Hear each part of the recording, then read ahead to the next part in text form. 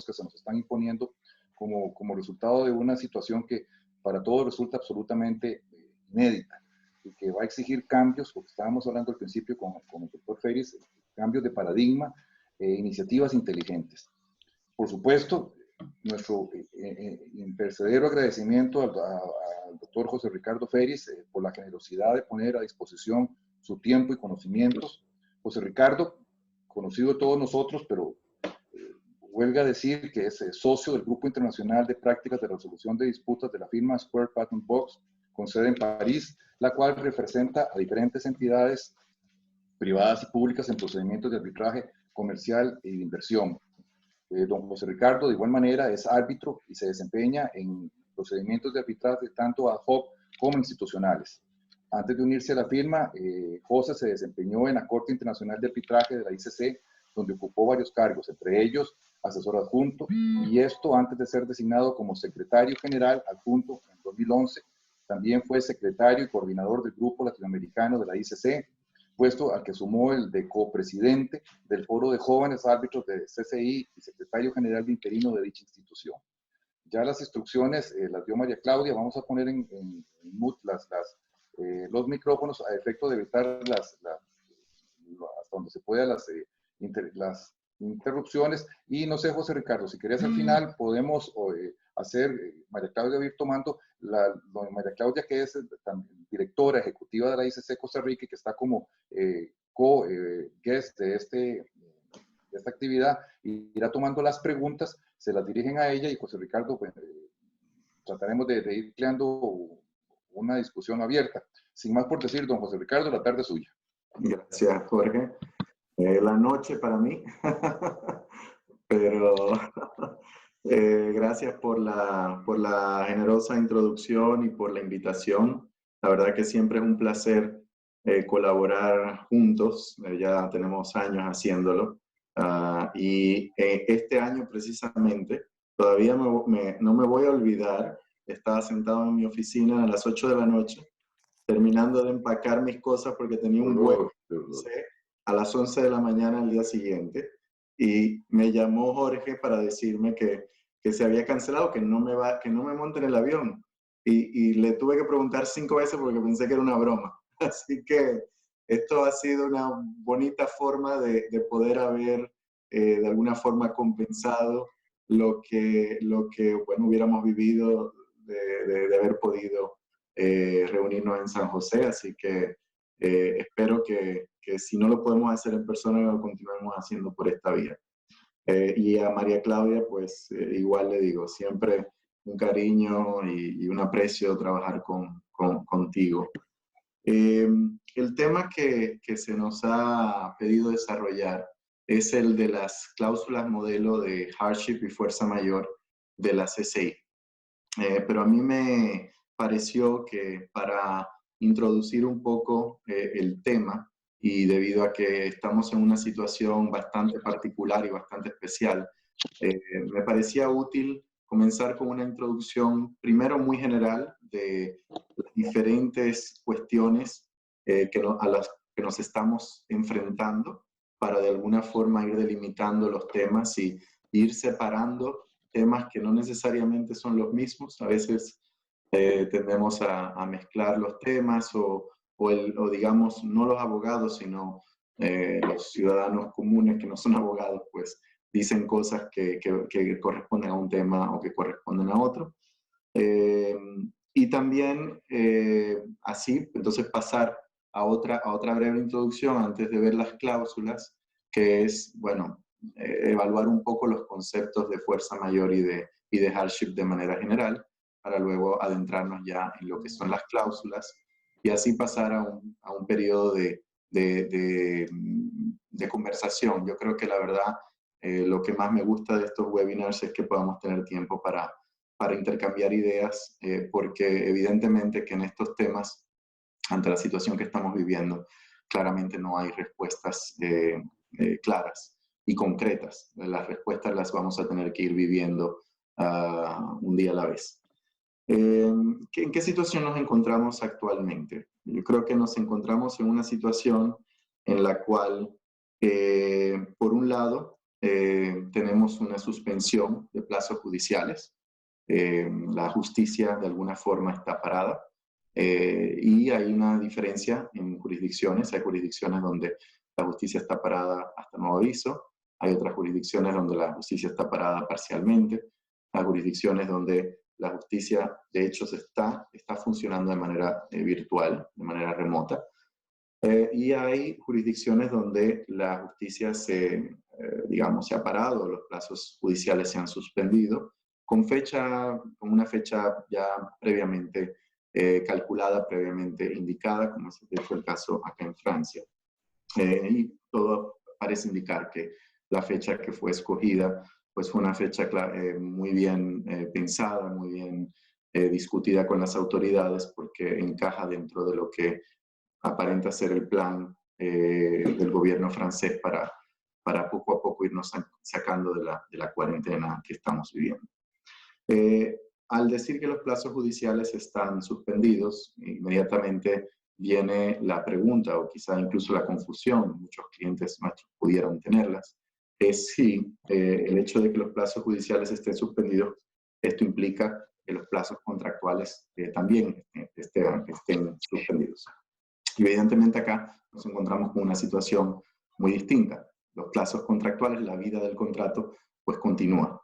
No está suspendida, y evidentemente la vida del contrato pues no va a estar regulada por disposiciones judiciales, sino va a estar regulada por los términos del contrato o por la ley aplicable. Y eso va a ser importante para el tema que vamos a estar conversando en el día de hoy. Luego está el tema que nos ocupa a muchos de los que estamos conectados, que es el arbitraje. ¿Qué está pasando con el arbitraje? Y la pregunta que uno se hace inmediatamente es si los plazos judiciales y la suspensión de plazos judiciales automáticamente implica una suspensión de los plazos arbitrales. Y acá hay, debo decirlo, una discusión, hay un debate, hay incluso una confusión. Y hay muchos tribunales arbitrales, hay algunas cortes arbitrales, instituciones arbitrales, que han determinado ya incluso que la suspensión de los plazos judiciales implican una suspensión en los arbitrajes. Esto no necesariamente es el caso. En principio, las reglas procesales locales que aplican a los tribunales no aplican al arbitraje, a menos que de alguna forma se prevea expresamente. Las leyes arbitrales en principio no lo prevén, o sea que en principio no deberían una suspensión de plazos judiciales aplicar inmediatamente al arbitraje. Entonces la pregunta que nos hacemos, si esta suspensión de plazos no aplica al arbitraje, la pregunta que nos hacemos es ¿qué debe pasar en el arbitraje? ¿No? ¿Qué pasa en el arbitraje? Yo en este mes que hemos pasado ya en esta situación y antes ya en lo que se veía venir, yo hice y bueno, la continúo haciendo, ¿no? Una especie de análisis de qué es lo que está pasando en los casos de arbitraje internacional relativos a mi práctica, a la práctica de mi despacho. Y debo decir que de los casos, de una muestra de 20 casos, más o menos, que he tomado, alrededor de 2 o 3 casos están presentando problemas. La mayoría de casos están continuando, sobre todo aquellos casos que están se están tramitando. En principio, pues no hay ninguna medida que impida que ese trámite se continúe dando. Lo que sí se puede presentar es simplemente que las partes, los abogados, y todos lo sabemos, lo vivimos a diario, pues se nos complica un poco más nuestro trabajo. Y en eso me gustaría también hacer un paréntesis y a modo de broma, dada la hora. Jorge, cuando nos convocó y nos citó una frase, ¿no? Que si de la cuarentena no sacamos un nuevo negocio, leemos un libro nuevo, es que somos unos indisciplinados. O sea, algo así, es que esa frase se ha vuelto muy famosa. Yo la primera vez que vi esa frase me dije, bueno, el que escribió esa frase claramente no tiene niños chiquitos, porque hacer homeschooling hacer el trabajo, ocuparse de la casa y todo, pues claramente dificulta nuestra labor. Y esos temas normalmente sí se levantan en los casos, las partes piden plazos y los tribunales arbitrales en ese sentido, aplicando un poco el sentido común, pues evidentemente otorga los plazos o incluso no tiene que el tribunal arbitral intervenir porque las partes se ponen de acuerdo en esos plazos. Y ahí la pregunta es, ¿qué pasa cuando no hay acuerdo de las partes? ¿Debe un tribunal arbitral suspender el procedimiento o no suspenderlo, ¿no? Y yo creo que la respuesta no es concreta. El tribunal arbitral va a tener que analizar caso por caso, va a tener que analizar cuáles son los argumentos que la parte que los está alegando, pues cuál es el mérito de sus argumentos, cuál es el impedimento, y en ese sentido, normalmente simplemente mencionar la situación general o la suspensión de los plazos judiciales en principio no debe ser suficiente para que un tribunal arbitral decida, por ejemplo, suspender un arbitraje. Pero, pues, sí pudiera un poco modificar los plazos. La otra pregunta que nos hacemos es si las instituciones arbitrales tienen un rol en esto. Y acá hay diferentes jurisdicciones. Yo sé que en Perú, por ejemplo, es un tema que se está discutiendo mucho actualmente. No sé si tenemos colegas peruanos conectados, pero yo sé que es un tema que está en debate, puesto que muchas instituciones arbitrales peruanas han decidido suspender todos los plazos. Y ahí la pregunta que nos hacemos es, ¿cuál es el poder que tiene una institución arbitral para suspender plazos dentro de un tribunal? Normalmente la regla general es que la conducción del arbitraje, una vez constituido el tribunal arbitral, la lleva el tribunal arbitral. En principio es la competencia del tribunal arbitral ocuparse de suspensión de plazos, suspensión del arbitraje.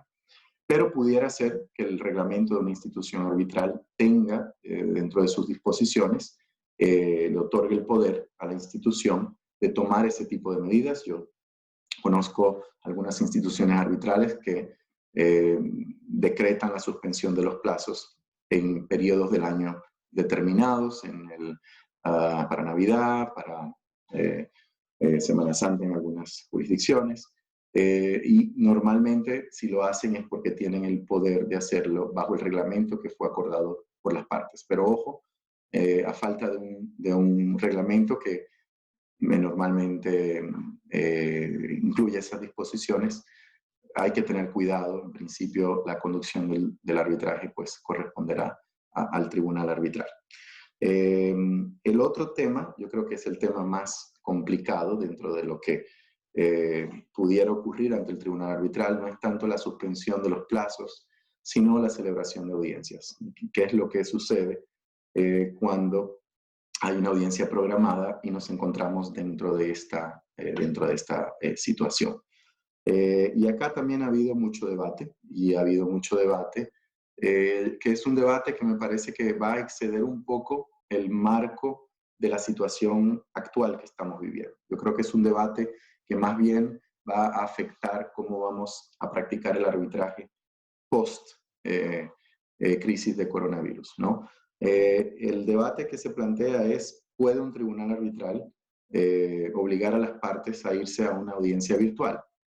Evidentemente, si ambas partes no están de acuerdo, pues normalmente los reglamentos impiden que el tribunal arbitral tome medidas procesales que vayan en contra del acuerdo de las partes. O sea que esa situación quedaría cubierta.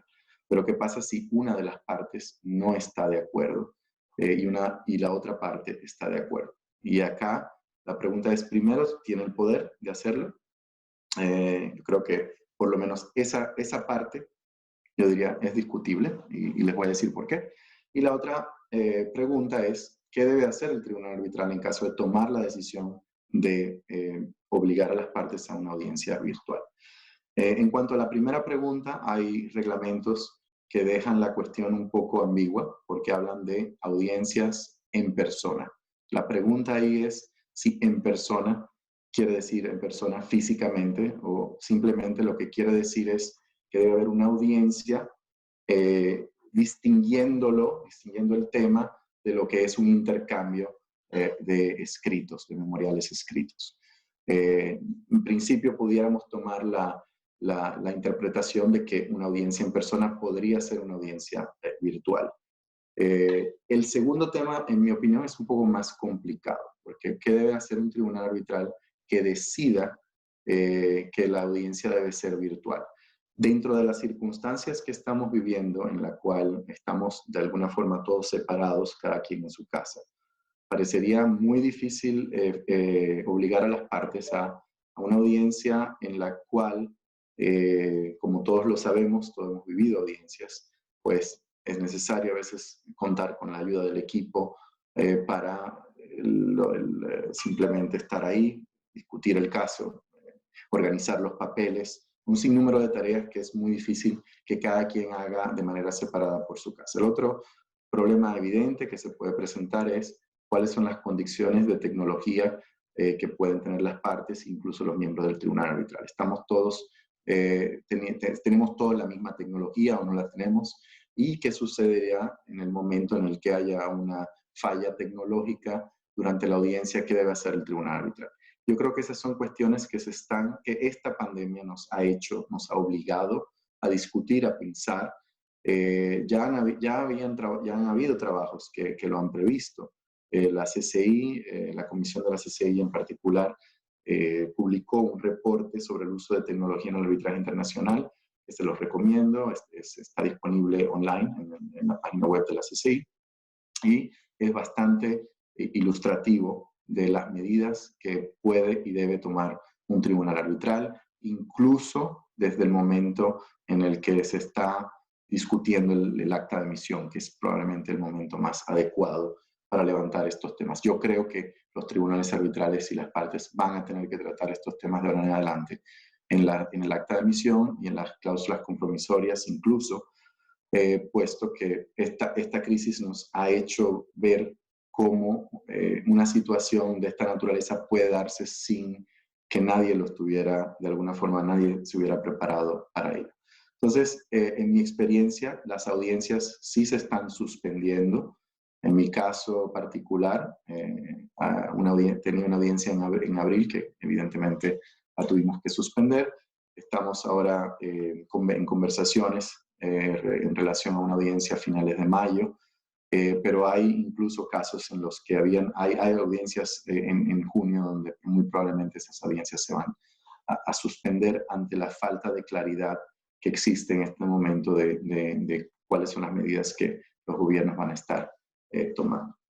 Entonces, digamos, a mí me gustaba, que quería entrar un poco, poner los temas sobre la mesa, que me parece que son temas importantes, necesariamente están vinculados con el tema de fondo que vamos a tratar, pero que yo creo que en este momento muchas veces tendemos a hablar indistintamente de una cosa o de la otra, y yo creo que es importante que ya que estamos aquí conectados, pues nos tomemos unos minutos para reflexionar sobre ese tema.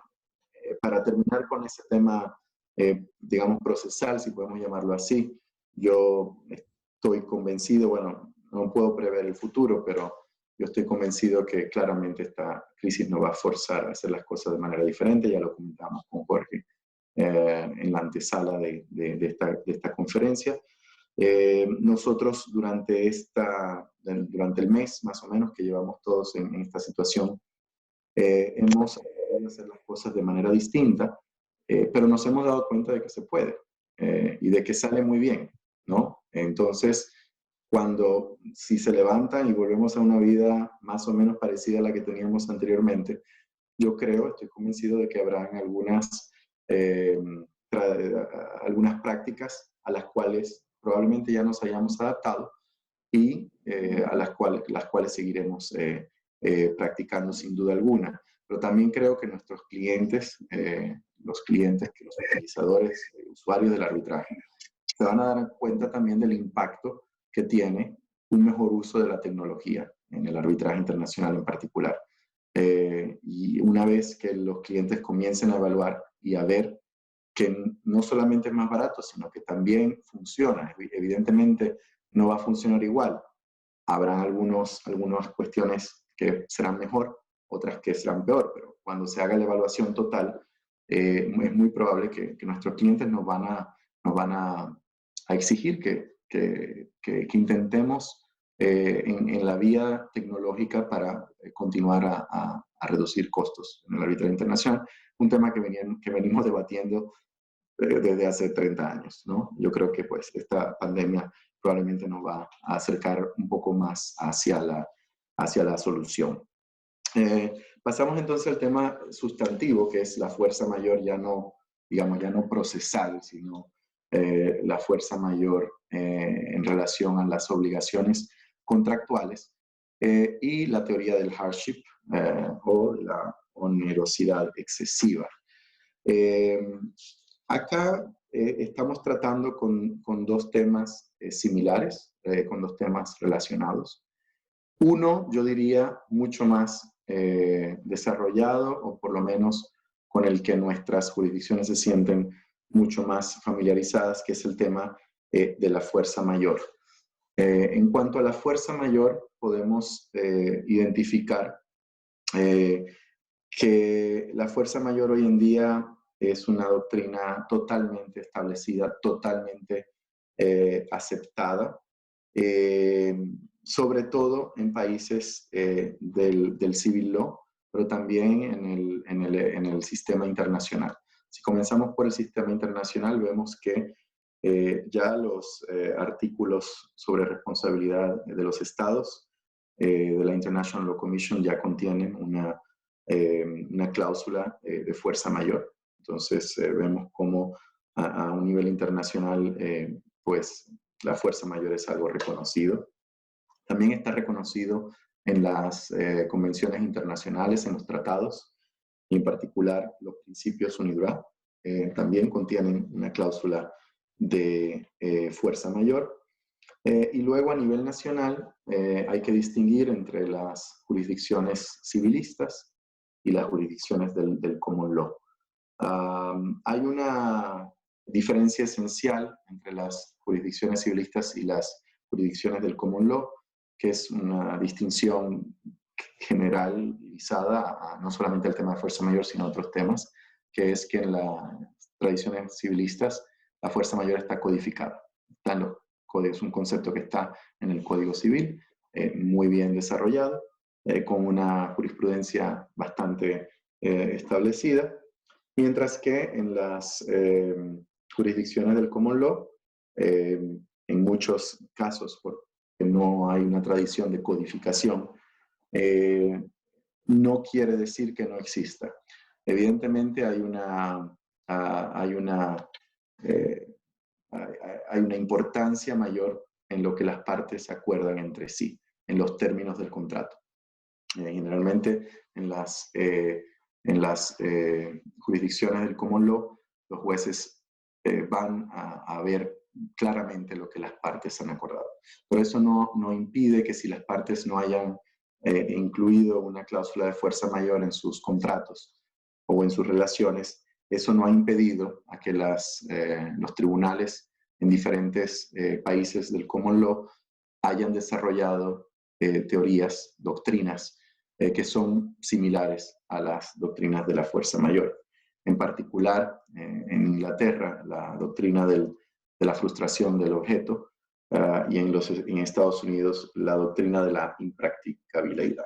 Hay algunas diferencias entre esas doctrinas, pero de alguna manera la idea es que tanto en la doctrina civil como en la doctrina del common law, de lo que se trata es de que las partes se encuentran ante una imposibilidad de cumplir con sus obligaciones y que esa imposibilidad da pie a una resolución del contrato y que esa resolución del contrato por dicha causa da pie a una exoneración de la responsabilidad. Al final, de eso es de lo que estamos hablando cuando hablamos de la fuerza mayor.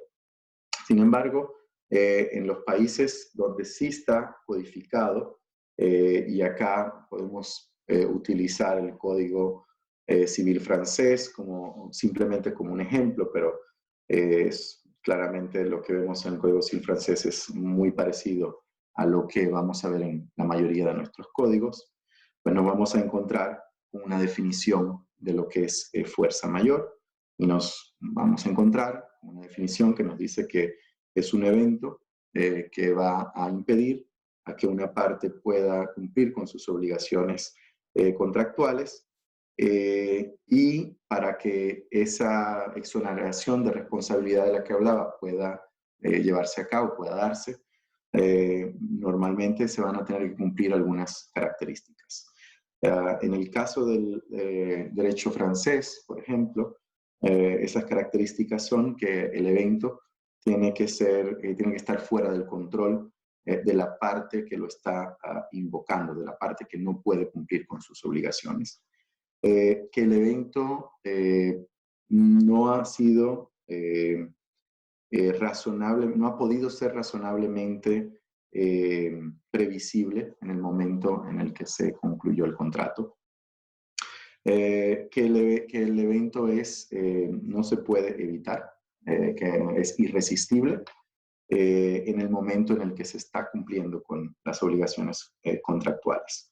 Y normalmente se requieren que se cumplan con esas tres requisitos para que se pueda dar en el caso de fuerza mayor. Sin embargo, también esos son los requisitos, digamos, de fondo, pero se han requerido o se han añadido algunos requisitos también de forma, generalmente con la práctica, que vienen siendo ya pues demandados o exigidos por los jueces. Uno es que exista una notificación, que la parte que alega no poder ejecutar sus obligaciones contractuales notifique a la otra parte, y en segundo lugar, que esa parte pues obre de buena fe, y al obrar de buena fe el juez podría incluso evaluar si esa parte pudo haber mitigado o pudo haber buscado alternativas, y si no lo hizo, pudiera el juez determinar pues que no aplica la excepción de fuerza mayor. Y esas son, digamos, más o menos los criterios que vamos a encontrar de manera muy similar en las jurisdicciones civilistas.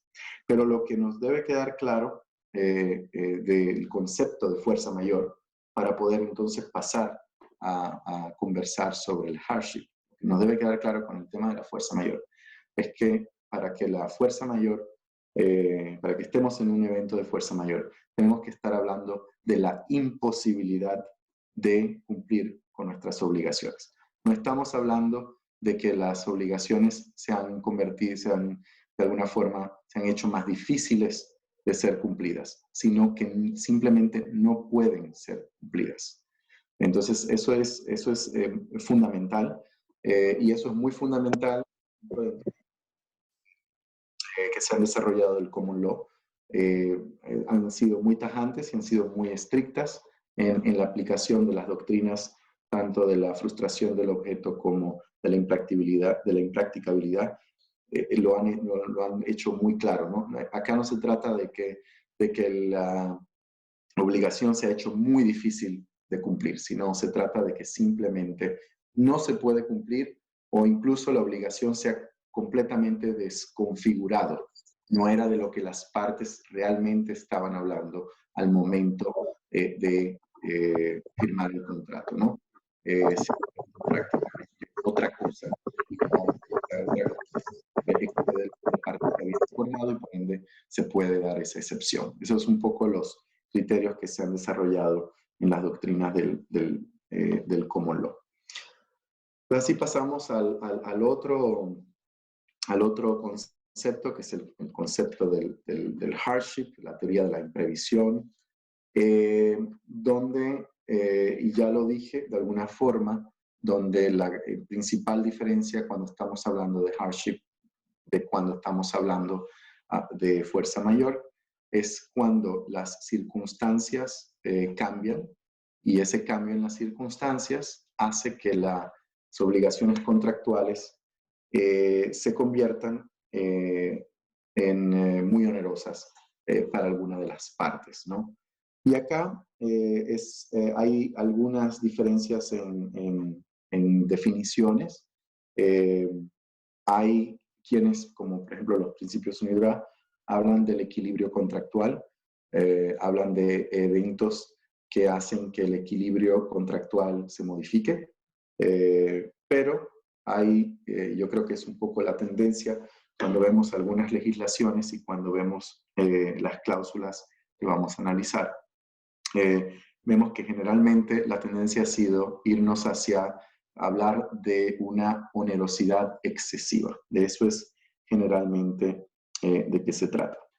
Y acá podemos decir que tradicionalmente esa doctrina no estaba tan generalizada, su aplicación o su codificación en la mayoría de los sistemas, pero poco a poco se ha ido evidentemente desarrollando. Y aquí hay diferentes formas en cómo se ha legislado acerca de esta situación y sobre las consecuencias que van a tener esa situación. Y voy a dejarlo de las consecuencias al final para entonces también comparar cuáles son las consecuencias en fuerza mayor y las consecuencias en hardship. Y acá, básicamente, como les decía, estamos hablando de un evento que no imposibilita el cumplimiento de la obligación, sino que lo que hace es que el equilibrio contractual se modifica o las obligaciones se convierten más onerosas para una de las partes. Y acá hay diferentes formas de tratar la cuestión.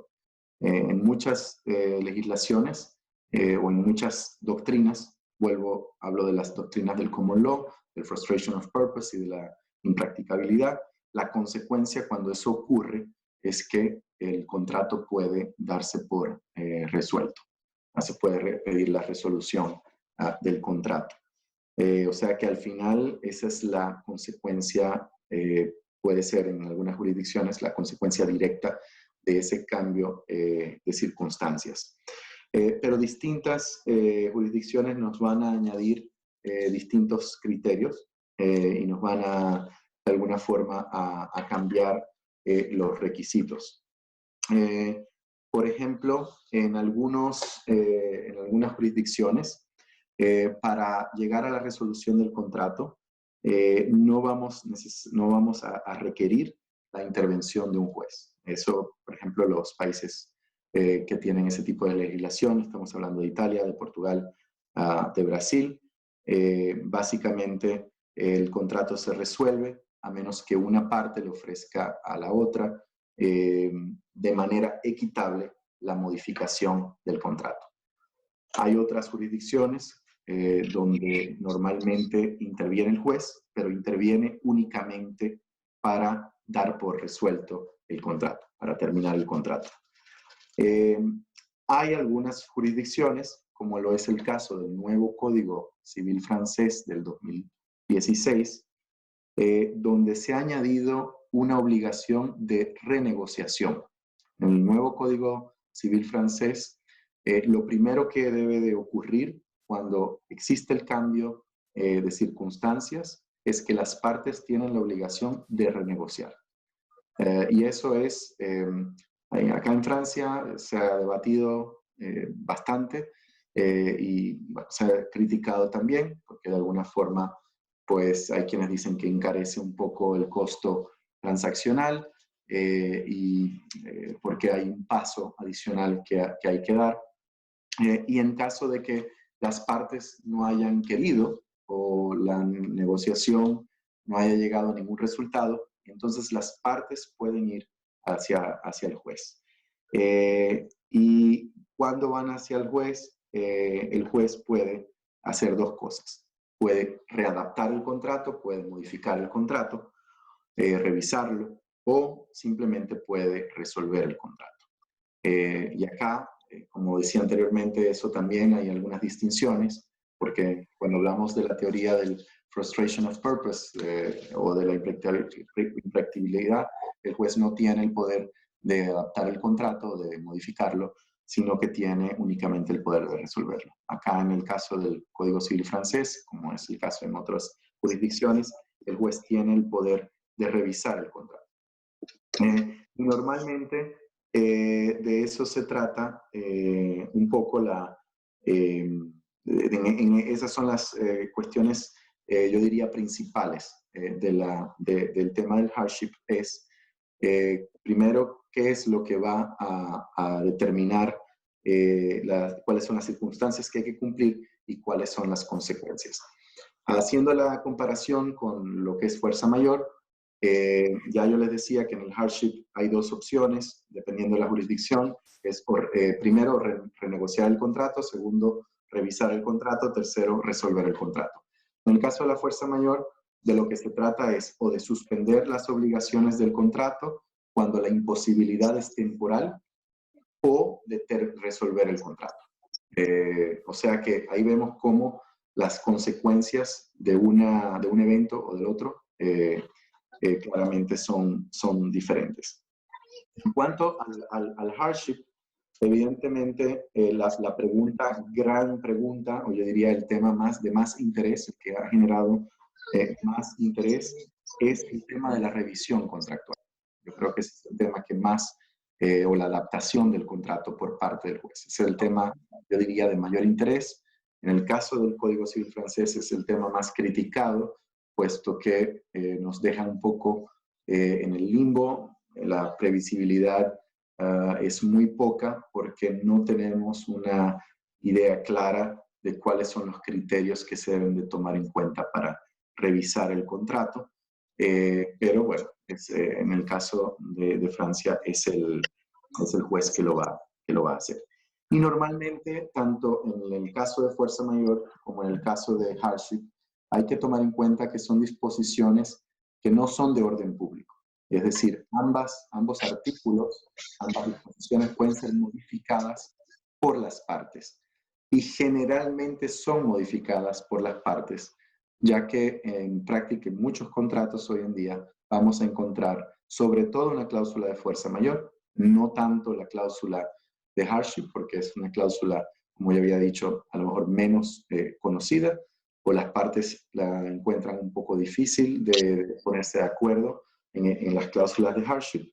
Y es hacia allá donde queremos llegar, que es saber un poco qué es lo que nos propone la CCI en materia de esas cláusulas. Y yo, pensando en este tema y viendo un poco lo que ocurre en la práctica, o lo que yo he visto en mi práctica, me he dado cuenta de que estas cláusulas, no tanto la de hardship, pero sí un poco la de fuerza mayor, es muy parecida a la cláusula arbitral, a la cláusula de arbitraje, por una razón. Nosotros los arbitralistas vivimos diciendo que la cláusula arbitral es la cláusula de la enésima hora, o de la 11ª hora, ¿no? La cláusula que se deja de último. Y yo me he dado cuenta que la cláusula de fuerza mayor muchas veces es una cláusula, a lo mejor no se deja de último, pero no se le presta mucha atención, y hay mucho copy-pasting, hay mucho copiar-pegar en materia de cláusulas de fuerza mayor, sin necesariamente las partes sentarse a pensar en las particularidades que tiene la transacción en cuestión. Y yo creo que eso es un tema, yo creo que importante. De ahí la importancia de discutir el tema de las cláusulas, y de ahí la importancia de contar con un punto de partida, y creo que las cláusulas de la CCI son un muy buen punto de partida. De esa manera paso entonces a hablar ya más en concreto de qué es lo que nos ofrecen las cláusulas de la CCI.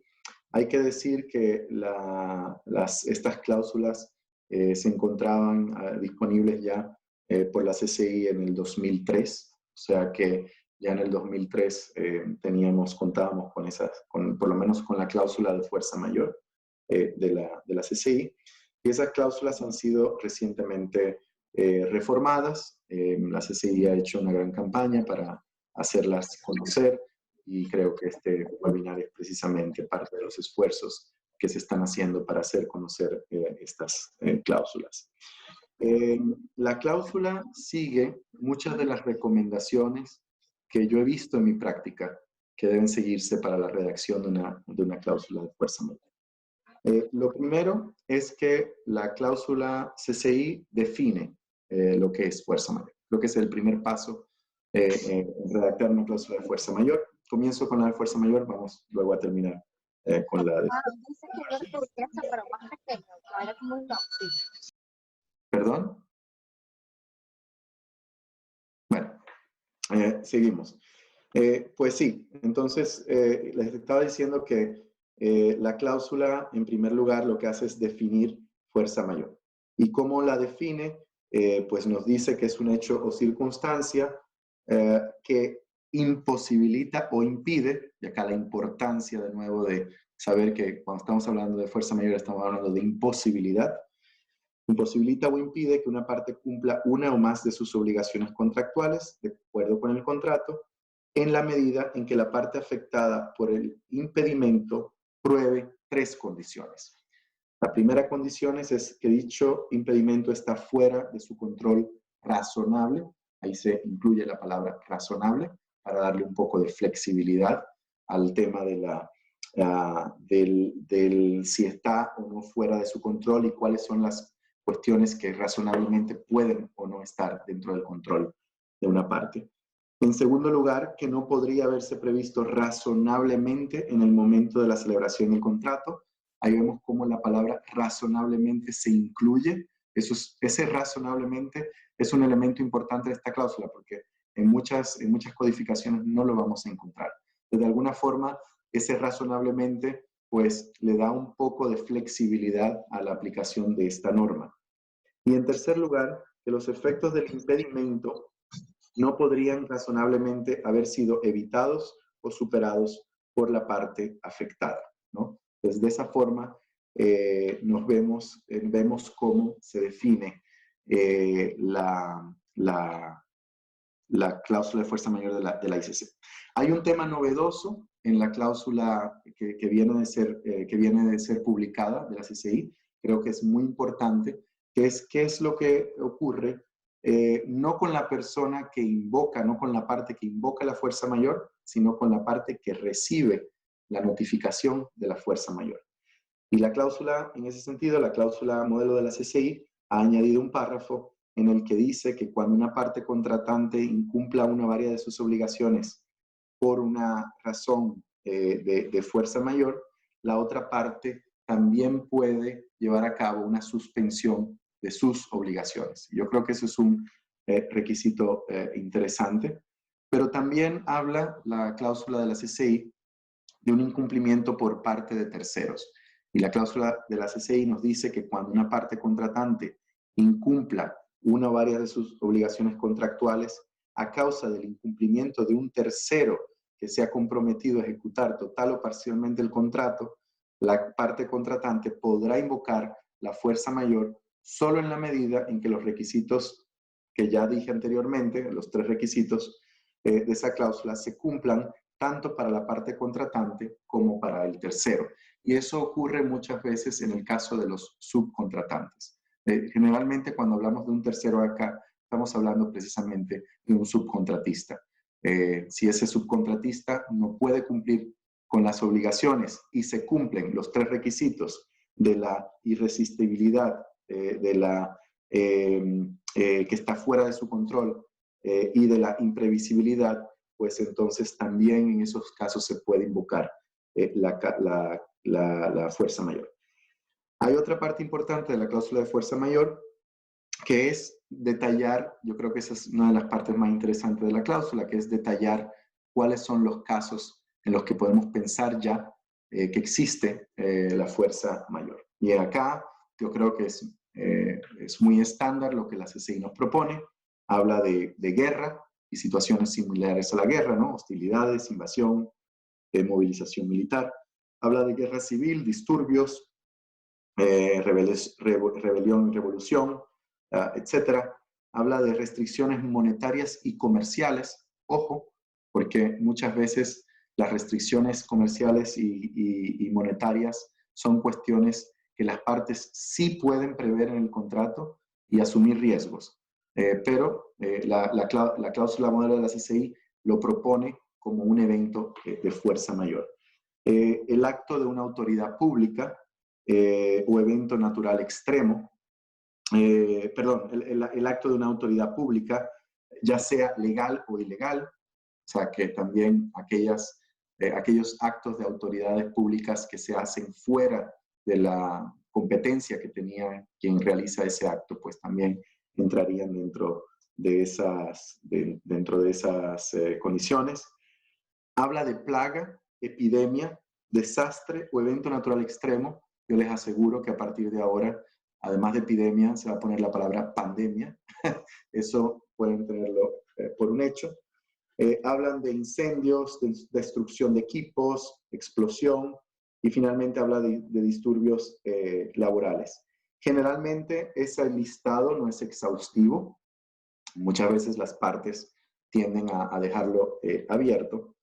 ¿Y cuál es la importancia de este listado? La importancia de este listado es que si en el caso en el que comprobemos que ocurre una de estas situaciones, pues ya estamos aceptando que el primer requisito que les había hablado, es decir, que el impedimento está fuera del control razonable de la parte, ya no hay que cumplir, ya no hay que probarlo.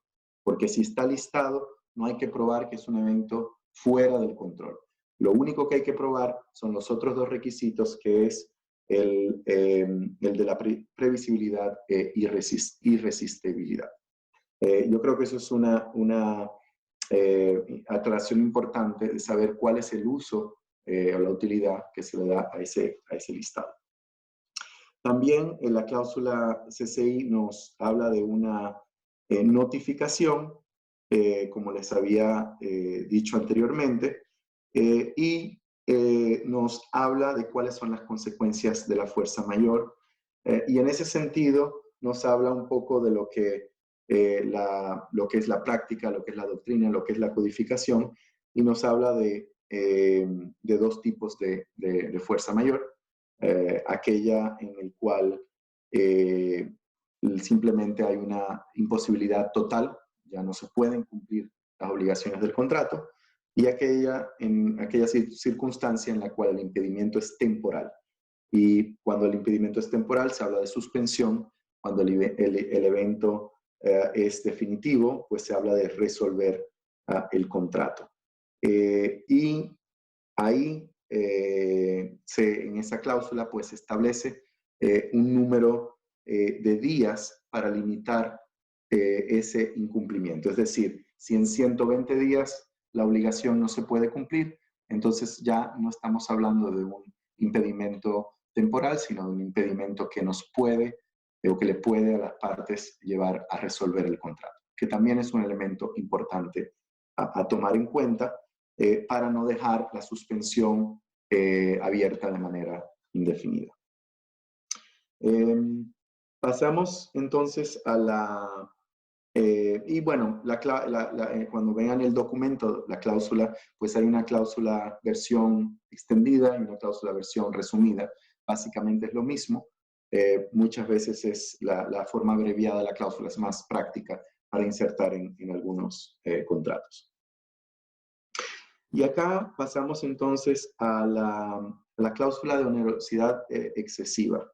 Y como le decía, en el caso de la onerosidad excesiva, hay diferentes posibilidades y diferentes jurisdicciones lo van a tratar de manera distinta. Y yo creo que el trabajo que ha hecho la CCI con la cláusula modelo es precisamente darnos opciones y darnos las opciones que normalmente se encuentran ya desarrolladas en diferentes jurisdicciones o en diferentes principios.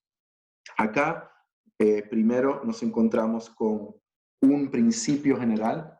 El principio general es que las partes de un contrato deben cumplir con sus obligaciones contractuales, aun cuando las circunstancias hayan convertido su cumplimiento en más gravoso de lo que razonablemente podrían haber previsto al tiempo de la celebración del contrato. O sea que hay un principio general que aun cuando el contrato se convierte en más oneroso, más gravoso, las partes tienen que cumplir con sus obligaciones.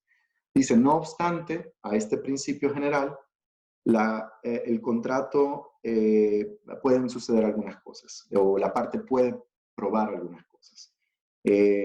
Dice, si la parte logra probar que continuar con el cumplimiento de sus obligaciones ha devenido excesivamente gravoso debido a un hecho fuera de su control razonable, que no era razonablemente previsible que se hubiera tenido en cuenta al tiempo de la celebración del contrato, y que razonablemente no podría haberse evitado o superado el hecho en cuestión o sus consecuencias, las partes estarán obligadas, dentro de un plazo razonable, a negociar condiciones contractuales alternativas que permitan razonablemente superar las consecuencias del hecho. O sea que lo que nos da la cláusula de hardship de la CCI es un principio general que dice, aun cuando se convierta más gravoso, más oneroso, las partes deben de cumplir.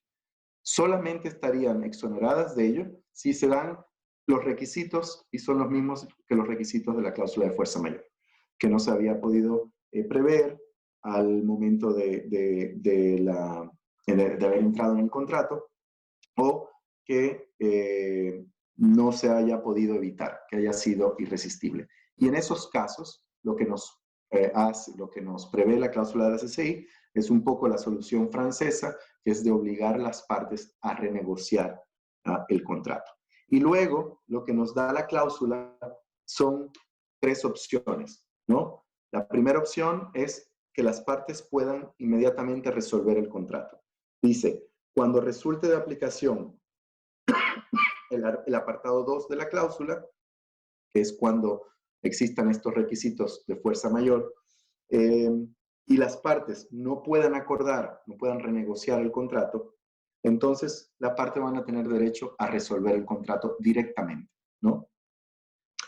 La segunda opción es darle el poder al juez o al árbitro a adaptar el contrato. Y la tercera opción es que sea el juez el que resuelva el contrato y que no sea la parte que lo haga. Esas son las 3 opciones que nos da la cláusula de hardship. O sea que me parece que es interesante, que es un buen punto de partida. Si tomamos, por ejemplo, el ejemplo del derecho francés que les comentaba, pues en el derecho francés encontramos todas esas opciones. La renegociación y luego la posibilidad de que el juez lo termine o lo adapte. Pero acá hay una opción adicional, que es que las partes puedan declarar resuelto el contrato sin tener que pasar por el árbitro o por el juez. Yo creo que simplemente con el tema de hardship es muy importante terminar a lo mejor con una idea muy clara, porque esto yo lo vi mucho en mi práctica. Y es el poder, como les decía, creo que es el tema más interesante. ¿Tiene el juez o el árbitro el poder de adaptar el contrato? Y el otro tema también interesante es, ¿tienen las partes o no el deber de renegociar el contrato? Yo recuerdo todavía un día que me tocó revisar un lado arbitral, en el cual el tribunal arbitral llegaba a la conclusión de que como una consecuencia del principio de buena fe, las partes estaban obligadas a renegociar el contrato antes de solicitar la resolución del contrato. Yo lo encontré un poco cuestionable esa decisión. Yo creo que la obligación de renegociar el contrato tiene que estar expresamente establecida en el contrato. Evidentemente, cada caso es diferente, hay que ver los términos del contrato, pero por lo menos el tema es debatible. Y luego tiene el árbitro el poder o el juez el poder de redactar el contrato. Y normalmente se considera que el árbitro o el juez no tienen ese poder a menos que la ley o las partes le hayan dado ese poder al juez o al árbitro. Y a veces hay situaciones en las cuales el tribunal arbitral se siente incómodo, le gustaría buscar una solución y les gustaría de alguna forma modificar los términos del contrato cuando las partes no se lo han, o a lo mejor una parte se lo ha pedido, pero eso no estaba contemplado en el contrato, o quieren tomar medidas que implicarían de alguna forma cambiar los términos acordados por las partes en el contrato. Y eso también son decisiones muy debatibles y muy cuestionables.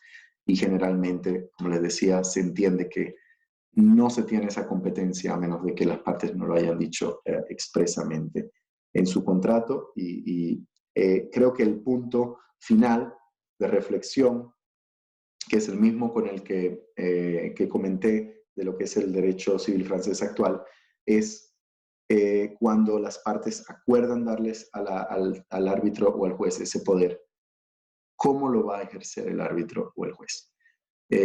Se le va a proporcionar al árbitro o al juez algunas guías de cómo se puede readaptar ese contrato o no.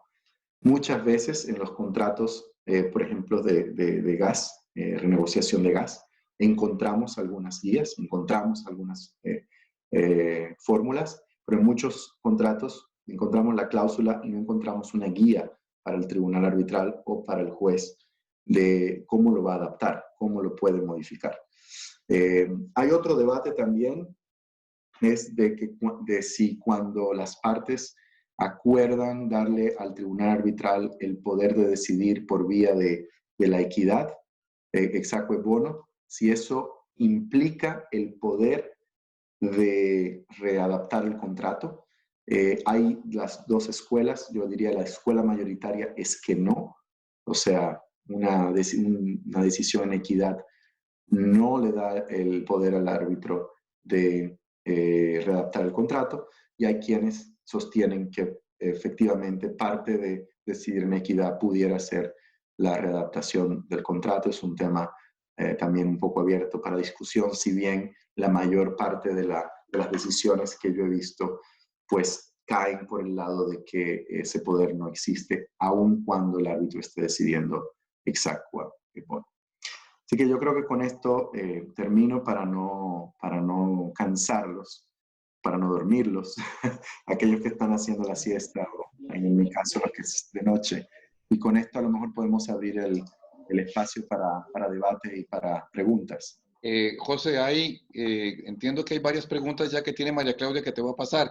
Nada más para el resto de los participantes decirles que si tienen alguna pregunta, por favor las envíen vía chat a María Claudia, que está acá como coanfitriona también. No sé, María Claudia, si empezamos a pasárselas a José. Sí, claro, me escuchan bien. José Ricardo, tengo 8 preguntas. Voy a empezar en orden con la de doña Marcela García. Dice, doctor Ferris, al inicio usted expresó que la suspensión de plazos judiciales no interrumpía los plazos contractuales. Sin embargo, en El Salvador, la ley del estado de emergencia nacional de la pandemia del COVID-19 establece lo siguiente: no incurrirán en incumplimientos de obligaciones contractuales y tampoco penalidades civiles y mercantiles todas aquellas personas que se vean imposibilitadas de cumplir sus obligaciones por estar afectadas directamente por las medidas aplicadas en incumplimiento de este decreto. En este caso entendemos que las partes quedarían, perdón un segundo, de las partes quedaría, no alcanzo a leerlo bien, perdón. En este caso entendemos que las partes quedarán desvinculadas del incumplimiento de sus obligaciones sin responsabilidad para la parte incumplidora. ¿Comparte usted esta interpretación? Adiciono, el incumplimiento en particular del cumplimiento de plazos hitos. Sí, bueno, yo no estoy familiarizado con ese decreto, entonces mi respuesta es la respuesta que voy a dar de manera general, pero no en particular a todas las leyes. Evidentemente hay muchas que se han dictado y en cada país son distintas. Evidentemente vamos a tener que analizar si esas medidas tienen la fuerza de ley, ¿no? Y pues ahí un contrato pues que está sujeto a ley salvadoreña y tenemos estas nuevas disposiciones, hay que analizar de qué forma esas disposiciones van a aplicar al contrato en cuestión. Yo lo que sí había visto acá en Francia, por ejemplo, fueron declaraciones del ministro de Economía, Bruno Le Maire, en el sentido de que el gobierno francés entendía que estas eran circunstancias de fuerza mayor y que para los contratos, y hay un alcance determinado de contratos, que son los contratos firmados con las entidades públicas, que no se les iba a aplicar penalidades por incumplimiento, y asumo esas declaraciones, aunque las declaraciones hay todo un debate si son un acto jurídico o no. En ese caso pudiera interpretarse como un acto jurídico, de que el gobierno francés con sus contrapartes no iba a aplicar esas penalidades. No conozco el decreto salvadoreño, y no sé si ese decreto se aplica claramente a todos los contratos entre partes privadas, entre todas las partes. O sea que mi respuesta es, en ese sentido, de manera general. Tendría que ver todos los elementos para poder llegar a una conclusión concreta. Sí me sorprende que pudiera haber un decreto de manera totalmente general que introduzca nuevas obligaciones contractuales entre partes privadas, pero de nuevo no tengo todos los elementos para poder tener una opinión concreta al respecto. Gracias. Seguimos con la siguiente pregunta. ¿Qué hay de antecedentes arbitrales aplicando la cláusula de excesiva onerosidad? Saludos, Alejandro Zuna, México. Bueno, hay evidentemente, en los casos que yo he podido analizar, efectivamente hay precedentes, y normalmente los precedentes, todos los que yo he visto, pues tienden a acordar que en materia de hardship lo que va a prevalecer es la cláusula, ¿no? Los elementos de la cláusula. Muy raras veces el tribunal arbitral va a aplicar esta doctrina en ausencia de una cláusula, excepto cuando la jurisdicción aplicable, la legislación aplicable, contenga elementos similares, en cuyo caso, pues evidentemente, pueden ser aplicados. Yo creo que uno de los casos interesantes que he visto es qué pasa cuando la cláusula de alguna forma difiere a la legislación aplicable. En esos casos, como les decía, lo que han determinado los tribunales arbitrales es que, en base al hecho de que estas disposiciones no son de orden público, va a prevalecer los términos de la cláusula, excepto cuando cuando no quede claro que las partes expresamente se hayan apartado de una disposición de ley. O sea que eso, en algunos casos, es un ejercicio que los tribunales arbitrales han realizado. Y como les decía, la parte más difícil para un tribunal arbitral cuando tiene que enfrentarse a una cláusula de hardship es muchas veces la ausencia de guías al momento en el que se le pide la readaptación del contrato. Yo creo que es ahí donde se genera mayor problemática en los casos en los que yo he tenido la posibilidad de analizar, es muchas veces no contar con las guías apropiadas para adaptar el contrato. En otros escenarios, donde sí hay las guías para adaptar el contrato, pues lo que yo creo que un poco el debate está ahí es que si lo que está haciendo el tribunal arbitral es pues simplemente refrendar lo que les va a presentar un experto. Generalmente estamos hablando de fórmulas expresas ya contenidas en los contratos, y cómo el tribunal arbitral va a resolver la cuestión.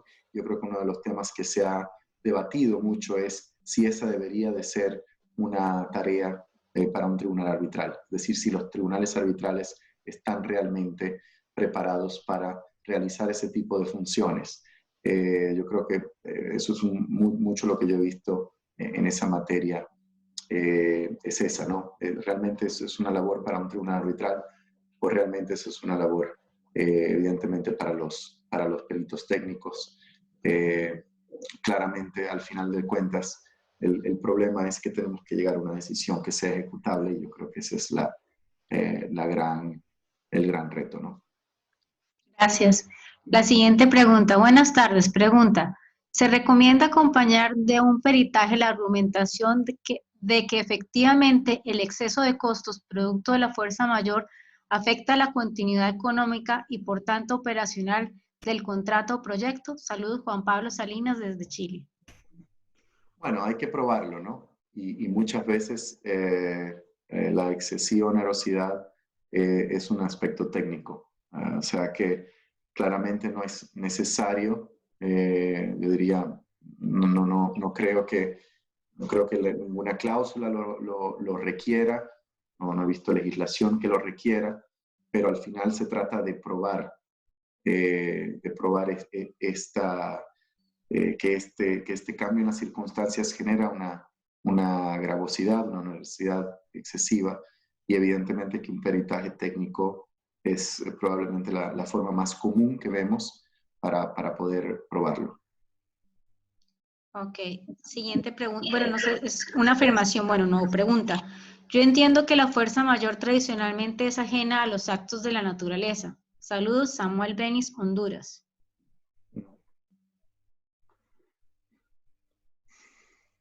La mayor parte de las cláusulas hoy en día los incluye.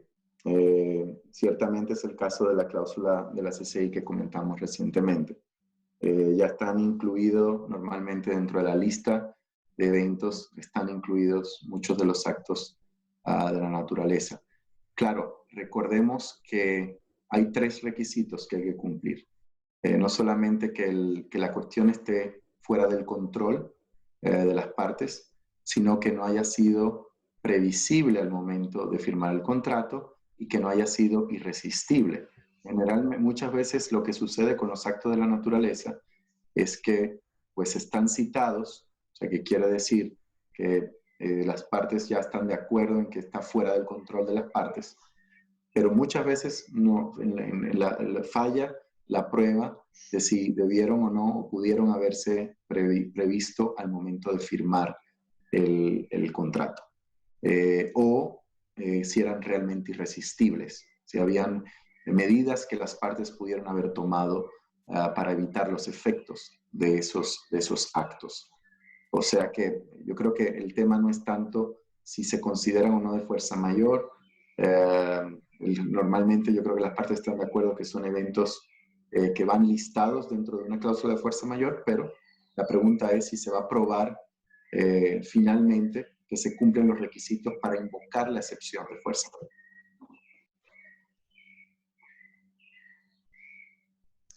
La siguiente pregunta es de don Álvaro Castellanos. En la situación actual, ¿es la pandemia en sí misma la fuerza mayor o caso fortuito o son los actos del gobierno que en cada país toman diferente forma?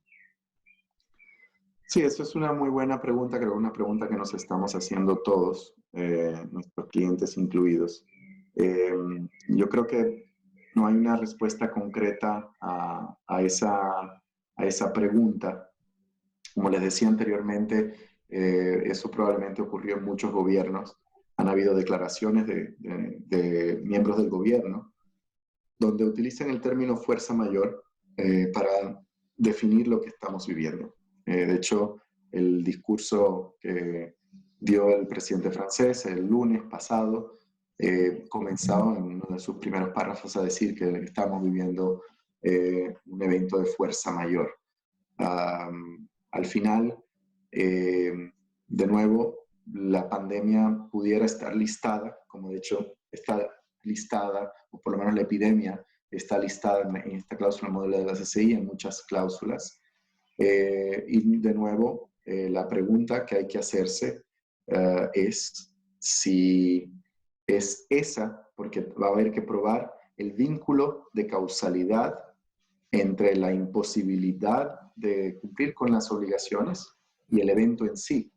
Puede ser que al final de cuentas la pandemia en sí no fue lo que causó el incumplimiento de la obligación, sino que fue los actos que tomó el gobierno para enfrentar la pandemia lo que ha causado la imposibilidad de cumplir con las obligaciones. Normalmente actos del gobierno, como vimos, están incluidos en la cláusula modelo, en muchas otras cláusulas, y o sea que De nuevo nos vamos a enfrentar a que hay que cumplir con los 3 requisitos si ese tipo de actos de esa magnitud pudieron haber sido previsibles o si pudieron haber sido irresistibles. Y acá dentro del contexto actual, uno de los temas que va a dar mucho de qué hablar y mucho de discusión es en qué momento se firmó el contrato. Y si los contratos que se firmaron en enero y febrero, por ejemplo, la parte podrá probar que la potencial imposibilidad de cumplir con el contrato por esta pandemia era algo imprevisible. Cuando ya teníamos el precedente en China, de que China había ya tomado medidas drásticas como la de confinar a toda la población, por lo menos en una de sus provincias. Evidentemente que no hay una respuesta clara y va a haber que analizar los hechos en detenimiento. Para los contratos que fueron firmados antes de que iniciara esta pandemia, la pregunta probablemente que se hará es, ¿se podía prever que este tipo de medidas tan drásticas algún día se pudieran haber tomado? Y al final, pues, de nuevo, vamos a tener que analizar el vínculo de causalidad, si son las medidas en sí lo que constituye la fuerza mayor. Vamos a tener que analizar el contrato. El contrato normalmente, los contratos tienen una distribución de riesgos. Vamos a tener que analizar cuál es la distribución de riesgos y si las partes pudieron haber aceptado el riesgo. Un elemento, por ejemplo, que no les comenté expresamente de la cláusula de hardship es que uno de los elementos claros es que las partes expresamente no hayan aceptado ese riesgo. Pero hay muchos contratos donde los riesgos han sido aceptados por las partes. O sea, ¿de qué es lo que estamos hablando? Por ejemplo, en un contrato de compra y venta de gas. Estamos hablando de una subida en la demanda, una baja en la demanda. Cuando vemos ese tipo de contratos, esas cuestiones realmente están previstas y los riesgos están distribuidos. Entonces, cada situación creo que va a ser distinta. La siguiente pregunta dice, en el contexto de disputas sobre compraventa internacional de mercaderías, la SIC no menciona expresamente fuerza mayor ni excesiva onerosidad o hardship, sino que opta por el concepto de un impedimento, que está fuera de control de las partes. Si las partes omitieron una cláusula sobre excesiva onerosidad en su contrato, sería imposible para la parte afectada por el cambio de las circunstancias solicitar la revisión o resolución contractual contractual en sede arbitral. Gracias. Luego, sobre la base de yo diría, una jurisprudencia mayoritaria, hoy en día creo que está aceptado que a menos de que no se haya otorgado expresamente el poder al juez o al árbitro de modificar el contrato, en principio el juez o el árbitro no tienen esa posibilidad. O sea que tendríamos que, en principio, tener una cláusula que lo prevea o que el derecho aplicable lo prevea. Normalmente esa es la posición, yo diría, mayoritaria hoy en día. De nuevo digo, cada caso tendrá sus circunstancias y habrán que analizarlas. La siguiente pregunta, no sé si viene, ya está contestada, pero dice, ¿qué sucede si no se ha contemplado en el contrato una cláusula de fuerza mayor? Pregunta Esteban Carbonell de Perú. Yo creo que en materia de fuerza mayor, normalmente, como les decía, la fuerza mayor es una doctrina que está altamente establecida hoy en día. Generalmente, si estamos en una jurisdicción civilista, la fuerza mayor es algo que está definido en el Código Civil. Y incluso cuando estamos en una jurisdicción del common law, vamos a encontrar doctrinas sin duda más exigentes que el concepto de fuerza mayor en las doctrinas civilistas, pero vamos a encontrar algún tipo de solución a la cuestión, aun cuando no se haya previsto en un contrato. El tema del hardship, es algo distinto.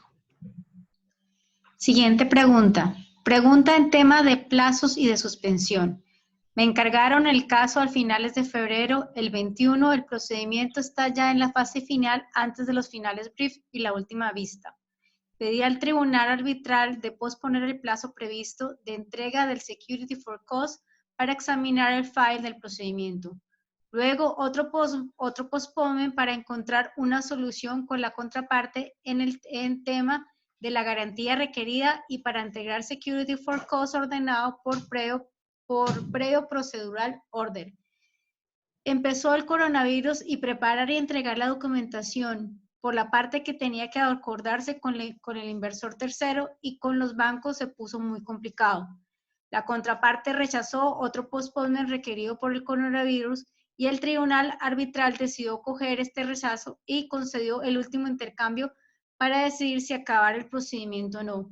¿Qué opinas en caso de que terminara el procedimiento arbitral durante la pandemia? Pregunta Patricia Sangal, Italia. No conozco el caso, no puedo tener una opinión sobre el caso. Cada circunstancia, cada caso va a tener sus circunstancias. Creo que los tribunales arbitrales van a ser muy cautelosos en tomar medidas que pudieran verse innecesariamente restrictivas. Pero también hay que tener cuidado, de nuevo, de manera general, también hay que tener cuidado con las partes que utilizan la pandemia de mala fe. Yo creo que todo va a estar en cómo la parte presenta la argumentación. No es lo mismo decirle al tribunal, por favor, suspenda el arbitraje hasta que pasemos la pandemia, porque es muy complicado todo. Y otra cosa es decirle al tribunal arbitral y probarle punto por punto qué es exactamente lo que no podemos realizar. Así los bancos están cerrados, si no están operando. O sea, yo creo que hay que probarle al tribunal arbitral que lo que se tiene que hacer simplemente no se puede hacer. Yo creo que ante una circunstancia de ese tipo, los tribunales arbitrales van a considerar muy cuidadosamente si otorgar la prórroga o no otorgarla. Pero evidentemente, si se prueba que no se podía cumplir con la medida ordenada por el tribunal arbitral y el tribunal arbitral determina continuar con el procedimiento sin ninguna justificación, pues habrá que ver luego si eso se puede considerar como una violación al debido proceso. Pero ojo con eso, porque esta circunstancia se puede dar para que muchas partes, de manera muy general, intenten pedir suspensiones sin probar exactamente cuál es el perjuicio particular o cuál es la imposibilidad a las cuales están enfrentadas. En la mayoría de las jurisdicciones, los abogados pueden seguir trabajando, están trabajando home office. Claramente eso presenta, como les decía anteriormente, unas dificultades. Y yo creo que el sentido común llama a que esas dificultades sean tomadas en consideración por los tribunales arbitrales y no tengo duda de que así va a ser. O sea que si un tribunal arbitral toma una decisión de ese tipo, muy drástica, habrá que ver primero cuáles fueron los argumentos esgrimidos por la parte que pidió y a la cual se le rechazó la suspensión y cuál fue el razonamiento que hizo el tribunal arbitral para tomar esa decisión. Gracias. Siguiente pregunta de don Roberto Vidal. Pregunta, en caso que se invoque la cláusula de fuerza mayor por un arrendatario en un contrato de arrendamiento, por ejemplo, ¿queda el arrendatario exonerado de pagar el canon de arrendamiento por el tiempo que dure el evento de fuerza mayor o la obligación de pago queda suspendida y una vez se acabe el evento de fuerza mayor, el arrendatario queda obligado a pagar el canon de arrendamiento que no fue pagado mientras estaba el evento de fuerza mayor? Sí, de lo que se habla en materia de fuerza mayor es de una suspensión del cumplimiento de las obligaciones cuando la imposibilidad es temporal. Una vez se levante el impedimento, el evento que impide el cumplimiento, pues se tendrá que cumplir las obligaciones. O sea que eso implicará pues cumplir con las obligaciones suspendidas, tanto como con si son obligaciones de cumplimiento sucesivo, pues las que vendrán más adelante. No sé si eso responde exactamente a la pregunta. Gracias. La siguiente pregunta es dice, gracias por la presentación, José Ricardo. Una cuestión adicional. 1. Auxilio judicial. Por ejemplo, ¿cómo crees que debería ser abordado el derecho de acceso a la justicia en el contexto del auxilio judicial en materia de prueba cuando las cortes locales están funcionando de forma limitada? Punto. Ejecución de laudos. TECO y Guatemala, y algún comentario con respecto a la solución del Estado de la que ejecución del laudo favorable a TECO causaría un daño más grave de lo usual en el contexto de sus obligaciones con la salud de los habitantes. Saludos, Rodrigo Castillo. Bueno, el auxilio judicial va a depender, ahí estamos, cuando accedemos al auxilio judicial, ahí sí estamos entrando ya en lo que es competencia del Poder Judicial. Vamos a tener que acatar y conducirnos por las reglas del Poder Judicial. Si los plazos están suspendidos, si los tribunales no están funcionando de manera regular, pues tendremos simplemente que hacerlo de conformidad con lo que esté vigente ante los tribunales judiciales. O sea que ahí la pregunta es, ¿no? Si ya se determinó que se necesitaba ese auxilio judicial, pues habrá entonces que someterse a esos plazos y a esas suspensiones. La pregunta es si sabiendo que los tribunales están actuando de manera, digamos, interrumpida, pues se insiste se insiste con el recurso al auxilio judicial, o si el caso puede continuar sujeto a que luego se proceda con ese procedimiento. En el caso de TECO me temo que la pregunta, la verdad, necesitaría un poco más de información para poder responder a la pregunta. No me quedó claro exactamente cuál es la cuestión. Gracias.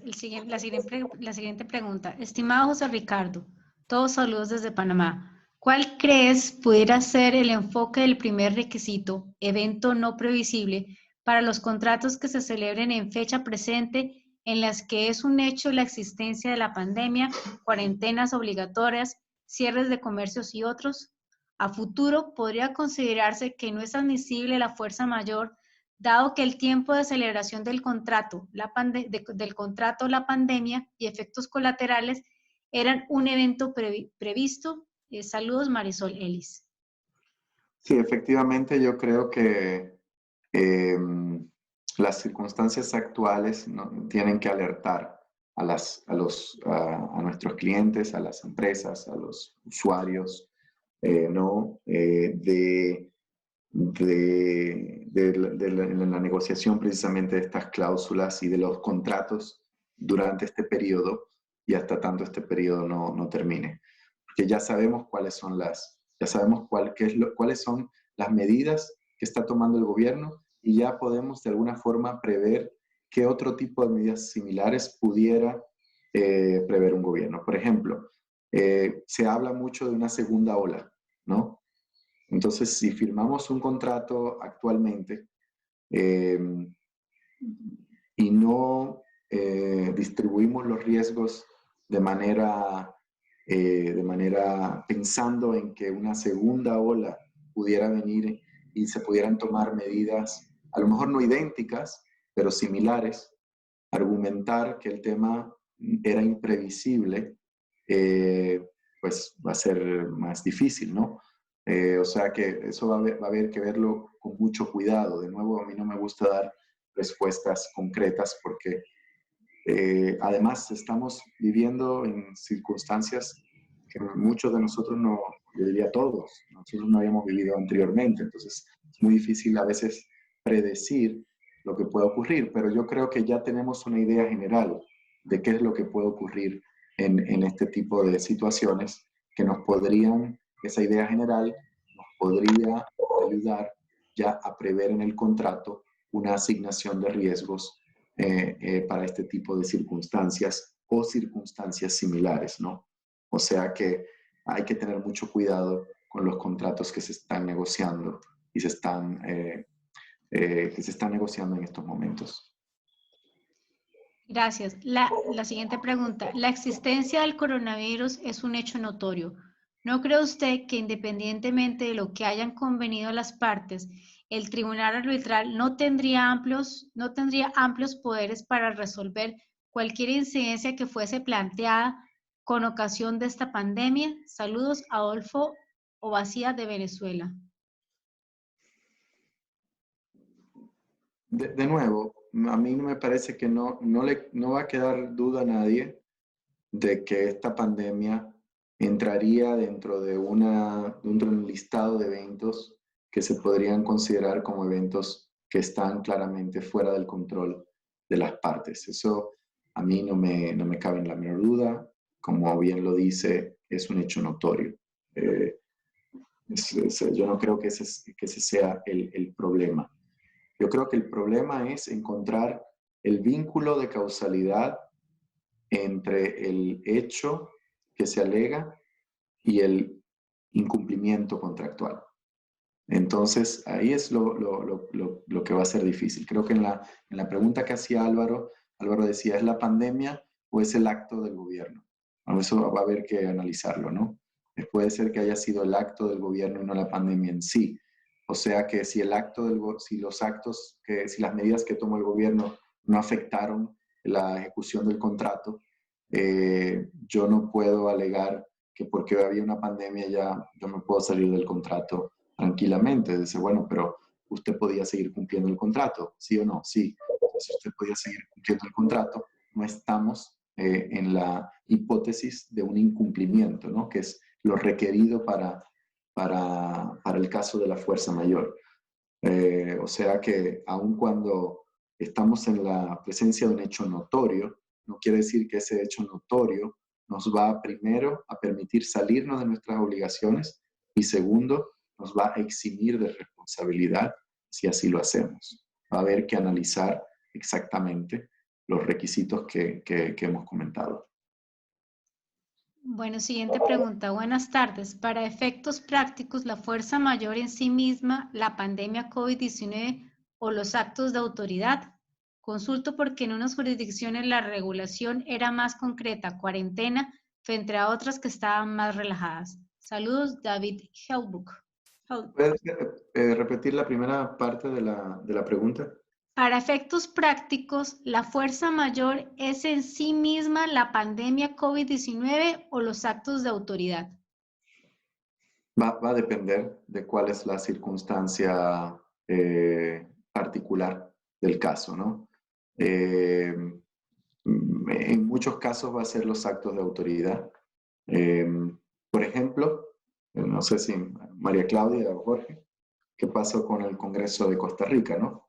Se tuvo que anular, y no se anuló por la pandemia misma, se anuló por un acto de autoridad que prohibió la celebración de ese Congreso, ¿no? Entonces, pero hay quien pudiera haber alegado que el hecho de la pandemia misma iba a hacer que las personas no asistieran al Congreso y que era razonable anularlo, el Congreso, ¿no? Esa es la típica discusión que se podría presentar entre el organizador del evento y el hotel o el lugar donde se realiza el evento, ¿no? Eso es para poner un ejemplo muy, muy simple. No quiero saber cuál fue el caso del Congreso de Costa Rica, pero bueno, es un caso muy común. Gracias, José Ricardo. Si quiere hacemos tres preguntas más y ya para dejar que la gente descanse y que tú también descanses. bueno, contando otras preguntas más, sería la tercera esta.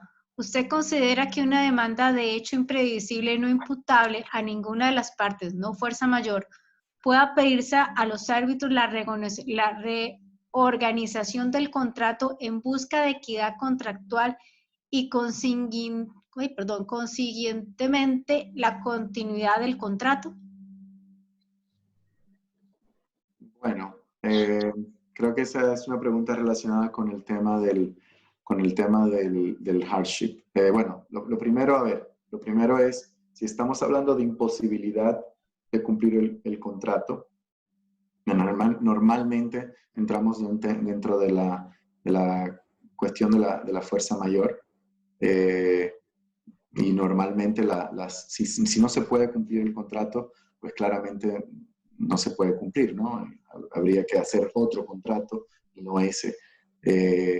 Entonces normalmente entramos dentro del concepto de fuerza mayor, que lo que permite al tribunal arbitral es o suspender las obligaciones o resolver el contrato, o suspenderlas por un tiempo definido sujeto a la resolución eventual del contrato. En el caso en el que la ejecución de las obligaciones se devenga en algo excesivamente oneroso, pues ahí vamos a tener que ver si las partes han otorgado al juez o al árbitro el poder de readaptar el contrato.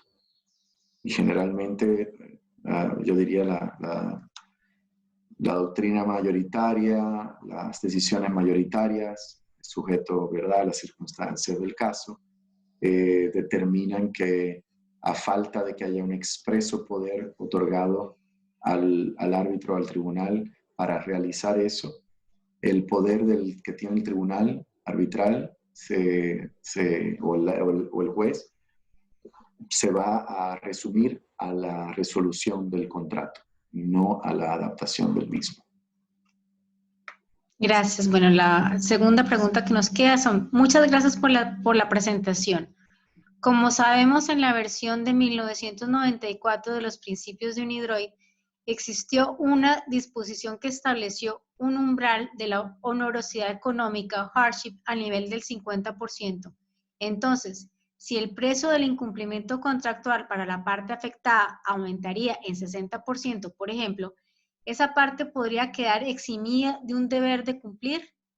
Algo así no existe ni en la versión 2010 ni en la del 2016. La pregunta es si existe una práctica arbitral que adopta algún método semejante. Saludos, Dimitro Borovey, desde, lo dice. No que yo la conozca, no que yo la conozca. Normalmente el juez, el árbitro van a tener discreción en la determinación de lo que es excesiva onerosidad. Y va a depender mucho de la naturaleza de la transacción, va a depender mucho de lo que las partes negociaron, va a depender mucho de cuál fue la distribución de riesgos que realizaron las partes. O sea que es muy difícil determinar un porcentaje. Como dije, a veces las partes sí lo establecen en el contrato de qué se trataría cuando estamos hablando de onerosidad excesiva, pero es muy difícil encontrar una fórmula que se adapte a todo tipo de circunstancia o de transacción. Ya la última pregunta sería, si se le pide al tribunal declarar terminación contractual por fuerza mayor, pero los hechos revelan que es una excesiva onerosidad sobrevenida, ¿puede el tribunal hacer ajustes al contrato o debe pedir opinión de las partes? Saludos, Alberto Fernández desde Costa Rica. Va a depender, Alberto, va a depender de la cláusula. Bueno, vamos primero a comenzar con la cláusula, y si no tenemos una cláusula, vamos a tener que ver si tenemos una disposición legal que va a gobernar esta cuestión. En Francia, por ejemplo, las partes en primer lugar están obligadas a renegociar. Si la renegociación falla, entonces las partes pueden ir donde el juez, y el juez puede o readaptar el contrato. En la cláusula modelo de la CCI tenemos un sinnúmero de posibilidades y hay una de las posibilidades que le daría al juez o al árbitro únicamente el poder o sea que en principio el juez debe de, si eso es lo que le piden, ¿no? Ahora, eso de manera general. Ahora, si la pregunta es, ¿puede el árbitro readaptar o cambiar, alterar el contrato si lo que le pidieron fue resolverlo? Ahí yo creo que estamos entrando ya en un tema de extra petita o ultra petita y se me ocurre una jurisprudencia reciente de la Corte de Apelaciones de París. Es similar, no tiene que ver con el tema de la readaptación contractual, pero tenía que ver con unos daños que se habían pedido y lo que variaba, lo que el tribunal hizo fue otorgar los daños por un fundamento jurídico distinto al que las partes habían utilizado. Entonces, y ahí la Corte de Apelaciones entendió que el tribunal arbitral no tenía ese poder y que debía, antes de ejercer ese poder, en todo caso, debía haberlo dicho a las partes, para que las partes se pronunciaran sobre ello. O sea que generalmente si las partes piden la terminación, el tribunal arbitral, sobre todo, va a tener que dar la terminación. Puede ser que el tribunal arbitral diga, bueno, si la ley francesa es aplicable y le da el poder también de redactarlo, puede ser que el tribunal arbitral le pregunte a las partes si esa sería una opción, pero si no es una opción, yo creo que es difícil justificar hacer algo que va más allá de lo que las partes le pidieron al juez. Bueno, ya para digamos, finalizar el tiempo, bueno, tenemos aquí muchos saludos, felicidades Ricardo, José Ricardo, muchas gracias. No sé si ya quiera cerrar con algún comentario. Solamente recordarles que de verdad nos quedaron casi 90 personas sin poder asistir a esta conferencia. José Ricardo nos va a hacer el favor de repetirla el próximo viernes a esta misma hora, 1 de la tarde, así que si tienen algún colega o alguna persona interesada nuevamente en el tema, vamos a repetirla esta sesión. Estaremos enviando propiamente las invitaciones y la convocatoria a las personas que quedaron pendientes. No sé, José Ricardo o Jorge, si quieren dar unas palabras de despedida y de parte de la Comisión de Arbitraje de ICC, de parte del Comité Nacional, pues muchísimas gracias y de verdad una muy feliz tarde a todos. José Ricardo. Sí. Bueno, yo simplemente agradecer la participación tan activa que hemos tenido hoy en la noche y agradecerles la atención, de nuevo agradecer la invitación de Jorge, de todo el equipo de ICC Costa Rica. Y bueno, no se van a liberar de mí porque nos veremos el viernes que viene. Viernes misma hora.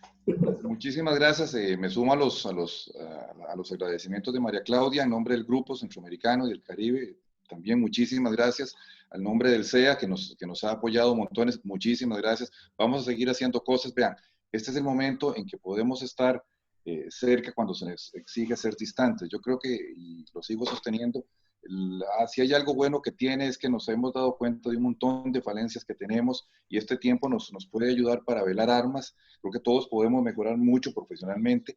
De hecho, tuve la oportunidad hace como una semana de participar en una mesa redonda que convocó la Asociación de Arbitraje, la Asociación Europea de Arbitraje. Y José Ricardo, básicamente van por tu misma línea. Hacían los oradores el señalamiento de que no ven ellos ni a la jurisdicción ni a los árbitros graciosamente concediendo resoluciones de contrato ni suspensiones de contrato. Va a ser un tema en que se va a actuar con muchísima mesura. Esa es la posición, por lo menos a nivel de doctrina y a nivel de jurisdicción. y va a requerirse tratar de probar esa relación causal de que estabas hablando vos. Me parece que fue sumamente exhaustivo y sumamente enriquecedor, porque no por existir una pandemia, no por existir el COVID-19, ya eso es patente de corso para echarse de los contratos. Entre parte broma, parte vacilón, hablaste del Congreso de Costa Rica. Les comento a todos que a nosotros la primera ya llamada de atención, y ya dentro de lo que nos estamos hablando, fue que la situación que se nos provocó con el Congreso fue descubrir que esta nueva situación, esta nueva realidad que estamos viviendo está potenciando medios de resolución de controversias que antes estaban casi que a la sombra. Me refiero a la mediación. ¿Cómo resolvimos el tema del contrato? Hablando, negociando, hablando más y negociando más, y al final se llegó a muy buen puerto porque había muy buena voluntad. Yo en este momento creo que los negociadores tienen una excelente oportunidad. Eso es algo que se va a potenciar enormemente. A nivel de arbitraje sigo pensando que tenemos una oportunidad de oro para replantear metas, para replantear formas. José Ricardo tiene razón. Vamos a ver qué pasa. Yo, como les dije, finalicé un arbitraje hace como un mes y lo finalizamos por online. Yo sé que no es lo mismo interrogar testigos online, no es lo mismo interrogar testigos expertos online. En el caso que estábamos nosotros, las partes tenían urgencia de terminar el arbitraje y se actuó con mucha, se facilitó el asunto. Pero habría que ver, José Ricardo, vuelvo a tener razón, cuando estemos con una parte incómoda, que no le interese que se acabe el arbitraje, entonces me parece que también los centros de arbitraje se van a tener, como decimos en mi tierra muy coloquialmente, pellizcar, establecer normas, tirar líneas con respecto a qué va a ocurrir en eso, porque de que esto no va a venir rápido, no va a venir rápido. De que nos estamos enfrentando a que los arbitrajes se van a tener que hacer online, se van a tener que hacer online. Entonces mejor nos vamos haciendo la idea y nos vamos preparando. Sí, así es, Jorge. Y también es importante saber que el tema de las epidemias no es algo nuevo. Hay ya jurisprudencia en otras epidemias que nos puede dar una idea de cuáles serían los elementos a ser considerados, ¿no? Han habido la epidemia del ébola, produjo un sinnúmero de casos de arbitraje de fuerza mayor. Algunas epidemias relativas al dengue han producido jurisprudencia al respecto. Y lo interesante es ver que no siempre esas decisiones van a favor de decidir que hubo efectivamente la fuerza mayor. Recuerdo una decisión en el caso de una de las epidemias de dengue, por ejemplo, en el que se determinó que el evento no era algo irresistible, o sea, se podían buscar formas para, de alguna forma, para evitarlo en el caso del dengue, porque pues, en el caso del dengue lo conocemos a lo mejor un poco más, ¿no? O sea que los requisitos se analizan siempre y ya tenemos algún tipo de guía sobre otras epidemias que han ocurrido y vamos a tener que buscar la guía en ellas. Pero como tú decías, Jorge, no hemos visto en este tipo de casos básicamente un cheque en blanco. Creo que para eso están los requisitos bien establecidos en la ley, bien establecidos en las cláusulas y esos requisitos se tienen que evaluar y se tienen que aplicar. Bueno, chicos, muchísimas gracias a todos. Buenas noches en París, buenas tardes en Costa Rica. Seguimos trabajando, seguiremos convocándonos para que nos podamos volver a reunir. Muchísimas gracias a todos. Que tengan un extraordinario fin de semana. Chao. Gracias. Gracias, igual.